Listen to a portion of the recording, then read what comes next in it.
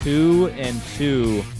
This is our second semifinals here at the Neighbor Star League.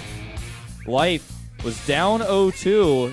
He got, pretty crushed in those two games, but I would say he crushed Dream in the next two. Essentially, he played really, really well. Yeah, he got pissed. He took that break, and then he came back and he kicked ass twice in a row already.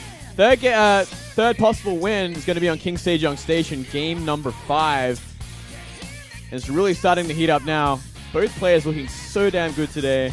This is definitely my highlight match, I think. Such a fun matchup.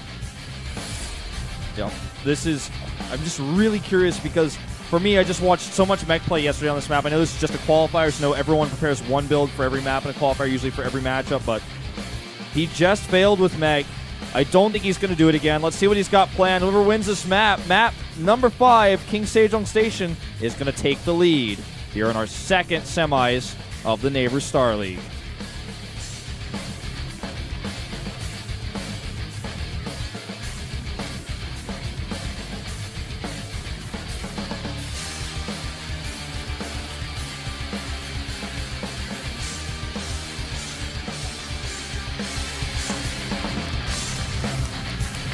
One day.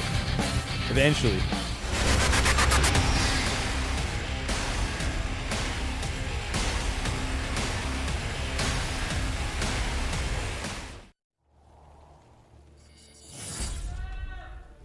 And up here, in the top left, it is the player winning the last 2 games. It is KT's Life.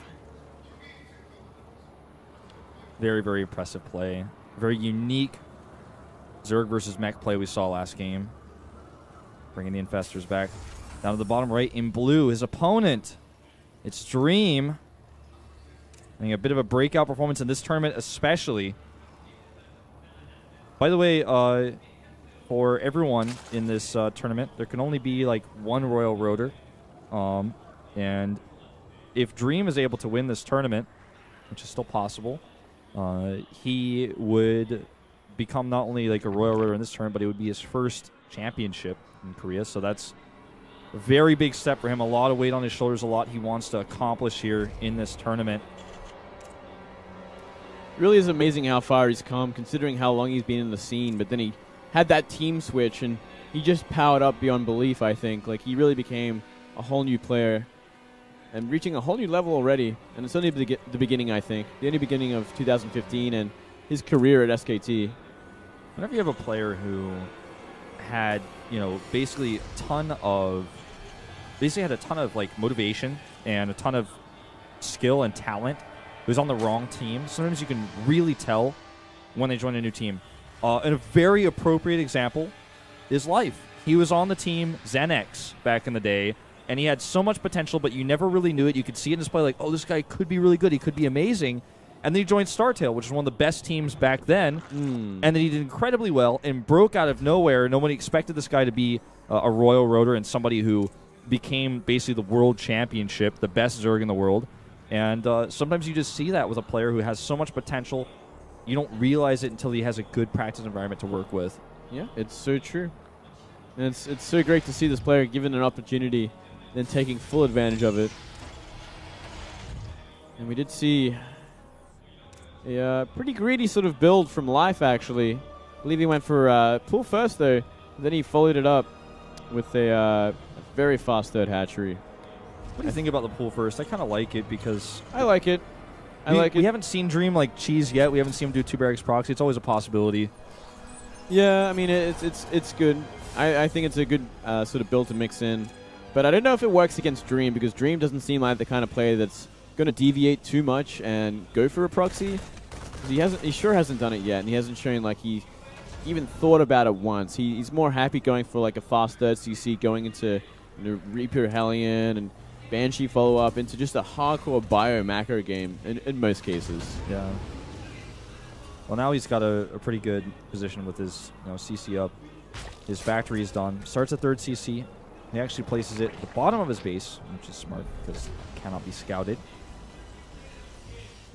And I like Dream's position a lot here. Let's see if he decides to go for Banshees. I think there's a very high chance. Well, there's that starport, as you say it. So I think, yeah, it's definitely going to be the Hellion Banshee. And it's going to be up to Life to nullify the damage once again. Like every other game, every other opening, we do see Life is kind of just on the defensive here, making enough queens, getting the creep spread to his third base, having Lings in the right place and Spores in the right place. He has all those things together and pays attention, you know, he will be fine to that mid game where he gets those meters out.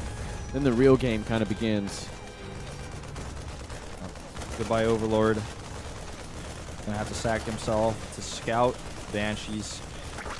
Doesn't see a tech lab on the starport, but can reasonably assume. Yeah, that's some cheeky play. But yeah, he's gonna go for a medivac instead.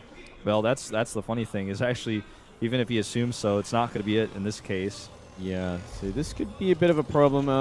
We don't see an armory or anything just yet, though. So he's going to rely on this medivac to probably do Alien drop. Yeah, like a little elevator or a little lift up into the main base, maybe. That's what I think here. Like, I mean, he doesn't have enough Marines either to really make anything happen. So yeah, he's going to pick up 4 Hellions. It's a quick drop distance to the natural as well. Something we might see.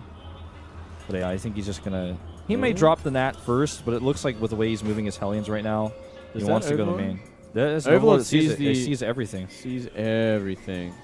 But, I mean, you can see everything, but still, it's Queens defending against Hellion drop here. And even if you see it coming, you can't be everywhere at once. You can't catch up to a medivac that's using boost. You are going to take damage if you're not, like, in place. And look at this. Not in place. Yep. He was expecting to drop in the main base. 2 drones go down already. He picks up, takes 1 spore shot, and gets away. Not massive damage, but a little bit of pressure. A little bit of pressure. Forces all the drones to stop mining for a few seconds. Takes 2 down. Basically the same type of damage that a Banshee would have gotten done. Essentially, yeah. And I mean, you can use both the Hellions and the Medivac later as well. Probably to more effect than a Banshee. But uh-oh, here we go again. Finds an opening. Big opening this time. Just 2 more for now, but I think that's not where it's going to end. Doesn't overcommit. Would have been tempting to go and try to chase those drones down. He's going to get some Lings instead. Oh, wow. Just kiting really nicely here. The Medivac stays out of Queen range the entire time until the pickup, so it doesn't take any damage either, so we can escape pretty safely there. That is some frustrating damage right there. Upgrades are about even. They're going to be getting them about the same time, which is pretty important to note. Medivac could actually go in for another drop and find damage, and I think he might. Yep, looks like he's going to go for it. Lings are actually going across the map here. Are we going to see a massive Ling Bane attack? I think we might. But the Baneling Nest has been forgotten. Oh boy, 6 more drones go down. He does lose his Hellions for it, and the Medivac, though. This is a tight wall.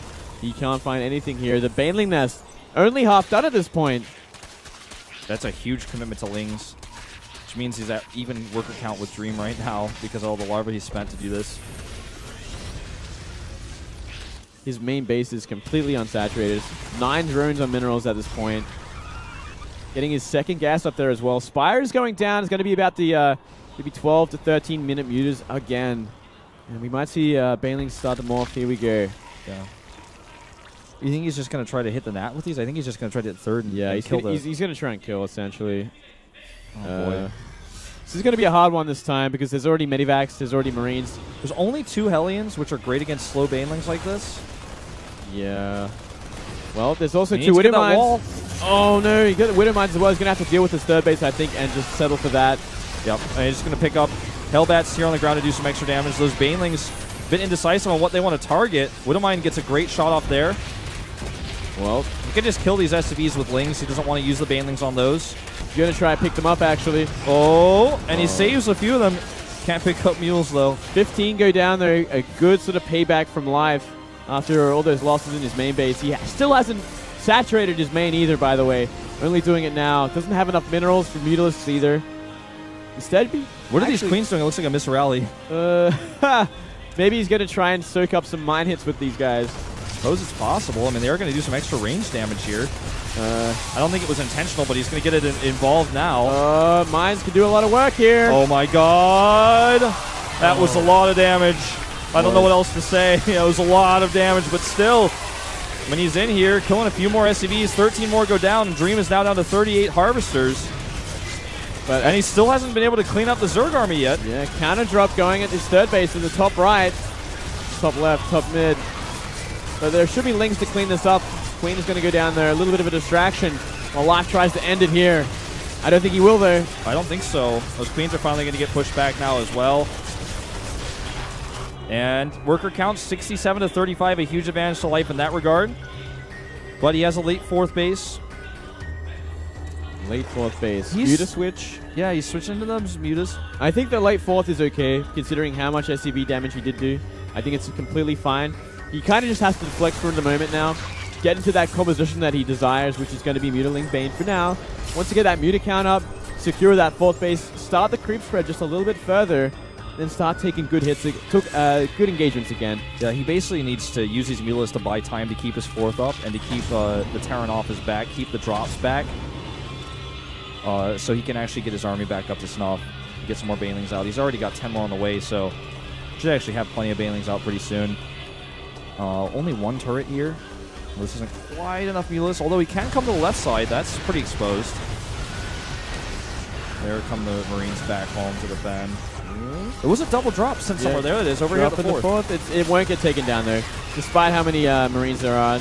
Those medivacs should get out for the moment. 3 Muta's going to try and get work done. Gets actually a medivac. Yeah, for 1 Mutalist and the Marines that were inside, I think that was okay, and I think he's definitely going to clear this up.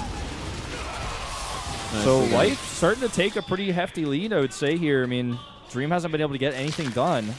Yeah, about a 30 supply lead at this point. He's looking good. The 3rd base of Dream has only just been saturated. He's still playing catch-up. Yeah, his 2-2 is finishing around the ssame time as Life's. He can get his 3-3 first, but it's pretty expensive. He can't quite afford it in minerals right now. And again, this natural is exposed. The crowd actually gives a huge yelp, I heard down there, as these Mutilas find some damage here. Only 3 SCVs, but any small advantage you can get when you're already up 20-plus Harvesters is pretty huge. Life is going for the kill at this point. He knows how far ahead he is. He just has to clean it up.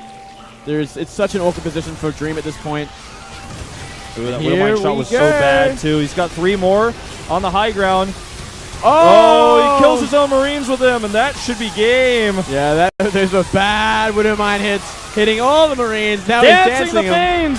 GG. Life. He's back, and he's 1 game away from taking the match. Oh, boy. That was a pretty great game. Lots of back and forth action in Life. Really able to take an awkward situation and make the attack work despite the fact that he had kind of a late Baneling nest. Caught Dream a bit off guard there and transitioned really nicely into the Mutalis. Dream starting to look really stressed out here, pulling that bottle. Yeah, pretty hot situation for him. We're going to have to find out in a second what the next map will be. Looks like it will be Merry-Go-Round. Yeah, so Merry-Go-Round. An opportunity here for Dream. Better map for him, that's for sure. Life still looks really angry, though. Yeah, man. You can't do that to Life. You can't Manamule Life and expect to win the best of 7. Maybe you can do that in, like, Game 6, so, like, Game 7 he's rattled, but you can't do it in Game 1 and give him time to, like, stabilize. Yeah. I think Merry-Go-Round definitely going to be a biomap here. Not going to be seeing anything different out of Dream this time. Yeah, we're going to see a lot of the same. It most likely to be like Hellion Banshee into that bio again. And I think Life is going to essentially defend. It's a bit harder for him to get a 3rd base like he has been doing on this map. So we might actually see faster Mutas on this map, or maybe some pretty